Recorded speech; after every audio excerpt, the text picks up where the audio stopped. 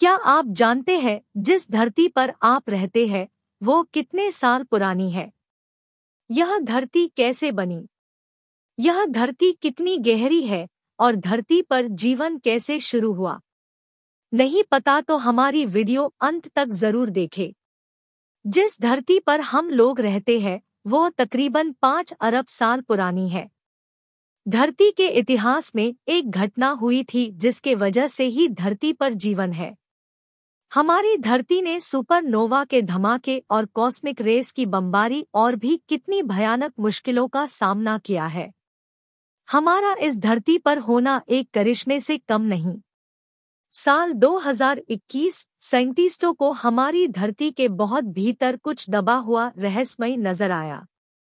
धरती की सतह के करीब 1800 किलोमीटर नीचे कोर है जो पिघली हुई चट्टानों से घिरा है।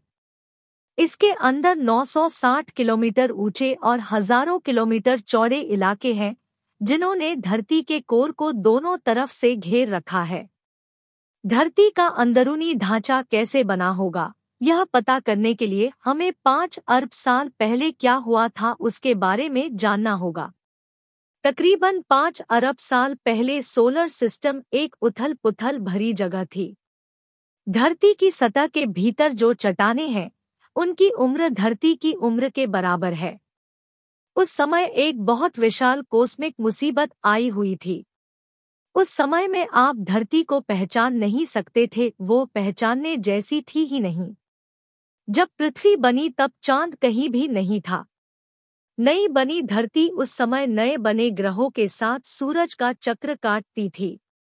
इनमें से एक को साइंटिस्ट थिया कहते थे और यह धरती से टकराने के लिए चला आ रहा था। थिया जब धरती से टकराया होगा तो वो नज़ारा देखने लायक होगा। पृथ्वी के इतिहास में यह सबसे बड़ी घटना थी। इस टकराव ने पृथ्वी को नई शक्ल दी और 1 अरब टन मलबे को आसमान में उछाल दिया। दोनों प्लैनेट पूरी तरह टूट गए थे और आपस में जुड़कर एक नया प्लैनेट बना दिया। अब आप समझ सकते हैं, धरती की सतह के अंदर 1800 किलोमीटर जो चट्टानें हैं वो इस टक्कर की वजह से बनी होंगी। धरती दोनों प्लैनेट्स के मलबे से एक नया रूप ले रही थी। इस टक्कर ने ही धरती पर जीवन को पैदा होने दिया। इसके बाद धरती का मैग्नेटिक फील्ड और भी स्ट्रॉन्ग हो गया।